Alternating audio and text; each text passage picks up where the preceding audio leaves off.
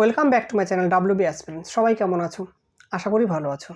আজকে আমাদের বিষয় যারা নতুন দশম শ্রেণীতে উঠেছে তাদের জন্য পশ্চিমবঙ্গ মধ্যশিক্ষা পর্ষদ থেকে প্রকাশিত শিখন সেতু বইয়ের ম্যাথমেটিক্সের চ্যাপ্টার 2 সরল সুদ কষা। যাদের সরল সুদ কষা নিয়ে কোনো এখনও সন্দেহ আছে বা ডাউট আছে তাদেরকে বলবো ডেসক্রিপশন বক্সে সরল সুদ কষার লিঙ্ক দেওয়া থাকবে। তোমরা সেই ভিডিওটা আগে দেখে তারপর যদি এই ভিডিওটা দেখো তাহলে অনেকটা সুবিধা পাবে। আর চ্যানেলটি যারা নতুন তাদেরকে অনুরোধ করবো সাবস্ক্রাইব করার জন্য। সবাই দেখে থাকো ডাব্লিউবি অ্যাসপিরেন্টস। আমাদের শিখন সেতু বইয়ের গণিতের চ্যাপ্টার 2 আছে সরল সুদ কষা এবং পেজ নাম্বার 5-এর 1-এ আছে বহু বিকল্প নিয়ে প্রশ্ন। 1 নম্বরে দিয়েছে যে কিছু পরিমাণ টাকা 8 বছরে সুদে আসলে দ্বিগুণ হলে সুদের হার কত। তাহলে আমরা লিখে নেব যে ধরি আসল ইকুয়াল টু পি টাকা। আর কি লিখব যে সময় টি ইকুয়াল টু দিয়েছে 8 বছর। আর কি দিয়েছে আমাদের যে সুদের হার ধরে নিতে হবে, তাহলে কি লিখব সুদের হার কি r%। আর কি যে সুদাসল দিয়েছে কি যে আসলের দ্বিগুণ হবে, তার মানে কি 2p টাকা। তাহলে আমরা কি লিখতে পারি যে সুদ i ইকুয়াল টু, দেখো সুদাসল থেকে যদি আমরা আসল বিয়োগ করি তাহলে কি সুদ পেয়ে যাব। তাহলে কি যে 2p minus p equal to কি পাচ্ছি যে p টাকা। আমরা কি জানি যে i ইকুয়াল টু p আর t বাই কত 100 হয়। তাহলে বা r ইকুয়াল টু কী হবে যে i ইন্টু 100 বাই কি যে pt। তাহলে আমাদের i এর মান কি পেয়েছি p ইন্টু 100 বাই কি p ইন্টু কত যে 8। তাহলে p কেটে যাচ্ছে। তাহলে আমরা যদি 4 দিয়ে কাটি কত পাবো 2 পাবো। এটা কত পাবো 25। তাহলে কি পাচ্ছি যে 25/2। তাহলে ইকুয়াল টু লিখতে পারি যে 12 পূর্ণ 1/2%। তাহলে আমরা সঠিক অপশন কি পাচ্ছি যে অপশন এ 12 পূর্ণ 1/2%। আমাদের দুইটা দিয়েছে যে 6 পূর্ণ 1/4% হারে 1400 টাকার 2 বছরের সুদ হয়। তাহলে আমরা লিখে নেব যে ধরি আসল কি যে p ইকুয়াল টু 1400 টাকা। আর কি যে সময় t ইকুয়াল টু দিয়েছে কত 2 বছর। আর কি যে সুদের হার দিয়েছে, তাহলে কি লিখবো যে সুদের হার r ইকুয়াল টু কত 6 পূর্ণ 1/4%, অর্থাৎ কি যে 25/4%। তাহলে আমরা কি লিখতে পারি যে মোট সুদ i ইকুয়াল টু কি যে p আর t বাই 100। তাহলে p এর মান কত 1400 ইন্টু কত পাচ্ছি আমরা যে 25/4 ইন্টু যে সময় কত দিয়েছে 2 বছর বাই কত পাচ্ছি আমরা 100 পাচ্ছি। তাহলে এটাকে ঠিক করে গেলে কি পাবো যে 1400 ইন্টু 25 ইন্টু 2 বাই কত পাচ্ছি যে 100 ইন্টু 4। তাহলে দেখো এই 0 কেটে যাচ্ছে। তাহলে 4কে 2 দিয়ে কাটলে কত 2, আর 2 দিয়ে 14কে কাটলে কত পাবো আমরা যে 7 পাবো। তাহলে কত পাচ্ছি যে 5 7 35 5 হাতে 1 7 গুণে 14 3 কত 70 175 টাকা। তাহলে আমাদের সঠিক অপশন কি পাচ্ছি যে অপশন ডি 175 টাকা। আমাদের দুইটা দিয়েছে যে সত্য মিথ্যা লেখো। 1 নম্বরে আছে যে বার্ষিক সরল সুদের হার ও সময় অপরিবর্তিত থাকলে আসল ও মোট সুদের সম্পর্ক সরল। এটা কি পাচ্ছি আমরা সত্য পাচ্ছি, কারণ যদি আমাদের সুদের হার ও সময় অপরিবর্তিত থাকে আমি তাহলে কি যদি আসলের পরিমাণ বৃদ্ধি করি তাহলে কি আমরা সুদও বেশি পরিমাণে পাবো। তাহলে একটা কি পাচ্ছি যে আমরা সত্য পাচ্ছি। দুইটা বলা আছে যে নির্দিষ্ট পরিমাণ টাকার একই বার্ষিক সরল সুদের হারে 6 বছর ও 9 বছরের সুদের অনুপাত কি যে 3:2 হবে। তাহলে আমরা কি লিখতে পারি যে একই সুদের হারে 6 বছরের ও 9 বছরের সুদের অনুপাত। একবার আমরা লিখে দিচ্ছি। তাহলে কি লিখবো যে পি আর টি বাই 100, আর যেহেতু 6 বছর তাই এটাকে আমরা t1 লিখলাম is two P R t2 by কত 100। তাহলে আমরা কি লিখতে পারি যে পি আর ইন্টু 6 বাই কত 100 ইস টু পি আর ইন্টু কত 9 বাই কত 100। তাহলে দেখো আমাদের কী কী যাচ্ছে, নিচ থেকে 100 চলে যাচ্ছে, উপর থেকে পিআর চলে যাচ্ছে, পরে থাকছে কি যে 6:9। তাহলে আমরা 3 দিয়ে ডিভাইড করলে কত পাবো, যে 2:3 পাবো। আর আমাদেরকে দেওয়া আছে কি যে 3:2। তাহলে কি দুইটা পাচ্ছে কি যে আমরা মিথ্যা পাচ্ছি।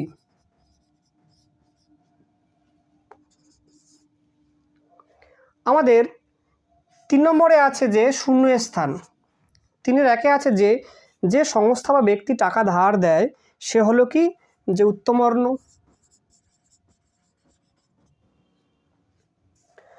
দুইটা দিয়েছে যে 100 টাকার x বছরের x% হারের সুদ হয়। তাহলে কি লিখব, যে 100 টাকার x বছরের x% হারের সুদ ইকুয়াল টু কি, দেখো তাহলে আমাদের কি পি কত 100 ইন্টু কি আর টি হয়, আর কত পাচ্ছি আমরা x ইন্টু আর কি পাচ্ছি যে টির মানও x বাই কত পাচ্ছি আমরা 100। তাহলে আমাদের 100 কেটে যাচ্ছে, পরে থাকছে কি যে x²।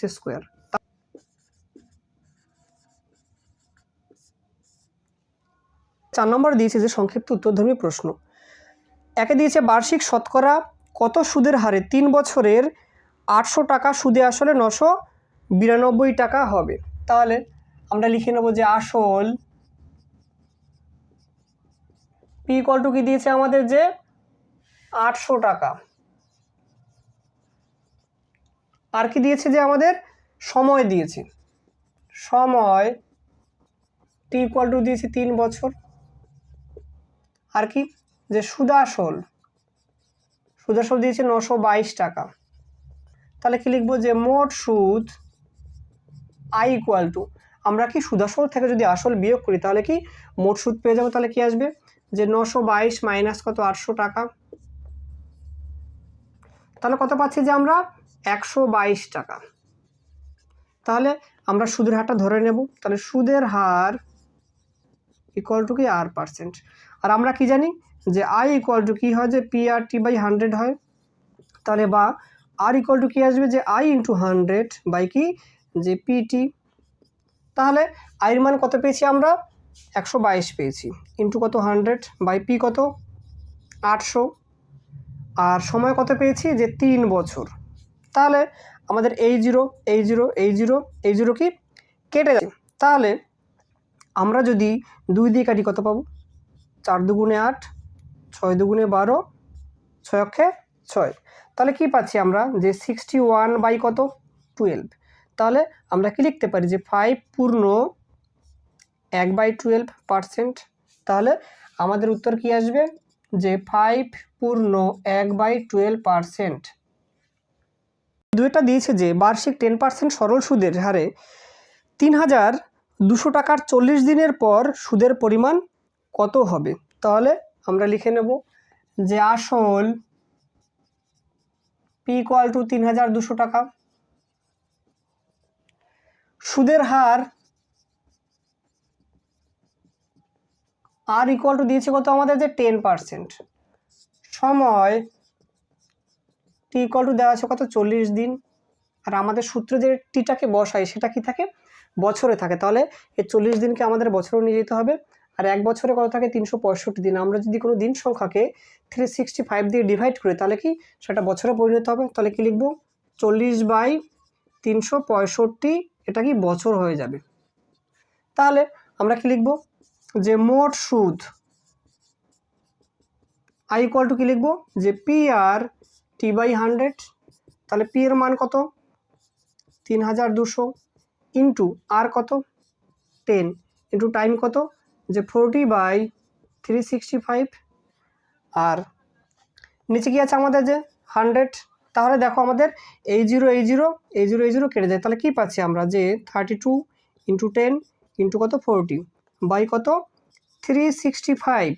তাহলে এটাকে আমরা কত 5 দিয়ে কাটবো। তাহলে 5 দিয়ে কাটলে কত পাচ্ছি 5 সাথে কত 35, 3 5 15, 5 দিয়ে কাটলে কত পাবো আমরা 5 8 40 পাচ্ছি। তাহলে আমরা যদি পুরোটা গুণ করি তাহলে কি পাই যে 8 দুগুণে 16 হাতে আমার 1 3 24 আর 1 25 বাই কত ইন্টু কত 10 আছে, তাহলে কত 0 আসবে বাই কত 73। এটাকে আমরা ভাগ করব, ভাগ করলে কি পাই যে 2560। তাহলে প্রথমে কত 3 বার যাবে 9170। তাহলে এবার কত যাবে আমাদের যে 5 বার, 3 5 15 5 5 7 35 কত 36, কত পাচ্ছি 5, নামবে কত যে 0, তাও হচ্ছে না। তাহলে আর একটা 0 আনবো আমরা। তাহলে কবার যাচ্ছে আমাদের যে 6 বার যাচ্ছে। তাহলে কত 7 3 6 18 8, হাতে আমার 1, 7 6 42 1 43। তাহলে কি পাচ্ছি 2 6। তাহলে কত পাচ্ছি আমরা 0 পাচ্ছি। তাহলে আবার কতবার যাবে আমাদের 8 বার যাবে। তাহলে কত 3 8 24 4, হাতে আমাদের 7 8 56 দিয়ে কত 58। তাহলে কি পাচ্ছি 9 36। তাহলে আমরা 2 দশমিক স্থান পর্যন্ত নেব। তাহলে ইকুয়াল টু কি লিখতে পারি আমরা যে 35.07 টাকা, ব্র্যাকেটে কি লিখে নেব যে প্রায়। দেখো যেহেতু 6-এর পরে কি আছে 8 আছে এবং এটা কি 5-এর বেশি, তাহলে 5-এর যদি বেশি থাকে সেটা কি হবে যে আগের সংখ্যার সঙ্গে 1 যুক্ত হবে। তাহলে আমাদের উত্তর কি আসবে যে 35.07 টাকা, সাইডে কি লিখে নেব যে প্রায়। আমাদের তিনেটা দিয়েছে যে বার্ষিক সুদের হার 5% থেকে কমে 4% হলে এক ব্যক্তির প্রাপ্য বার্ষিক সুদ 250 টাকা কম হয়, ওই মূলধন কত। তাহলে লিখে নেব যে ধরি মূলধন ইকুয়াল টু পি টাকা। তাহলে প্রথম ক্ষেত্রে সুদের হার কি R1 ইকুয়াল টু কি আমরা লিখবো যে 5%, সময় টি ইকুয়াল টু কি দিয়েছে 1 বছর। তাহলে কি লিখতে পারি যে মোট সুদ, এটাকে আমরা I1 লিখবো, I1 ইকুয়াল টু কি যে পি R1 T/100 কি এত টাকা। তাহলে কি লিখতে পারি পি ইন্টু R1 এর ভ্যালু কত আমাদের যে 5, সময় 1 বাই কত 100। তাহলে আমরা 5 দিয়ে 100 টাকা কত 20 পাচ্ছি। তাহলে কি পাচ্ছি যে P/20 টাকা। আবার কি লিখবো যে দ্বিতীয় ক্ষেত্রে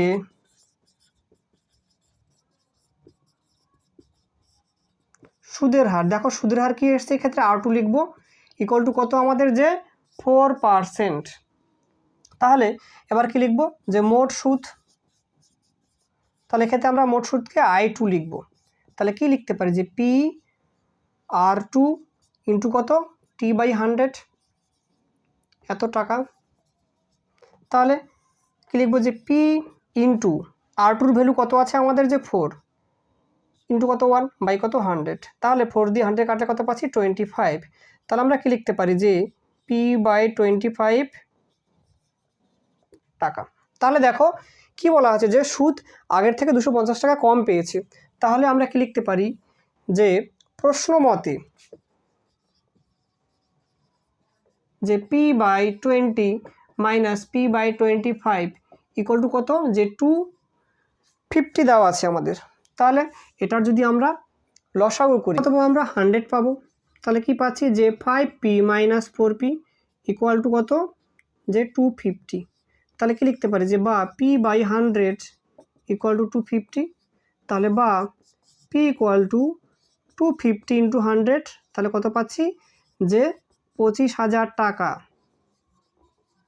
তাহলে আমাদের উত্তর কি আসবে যে আসল 25,000 টাকা।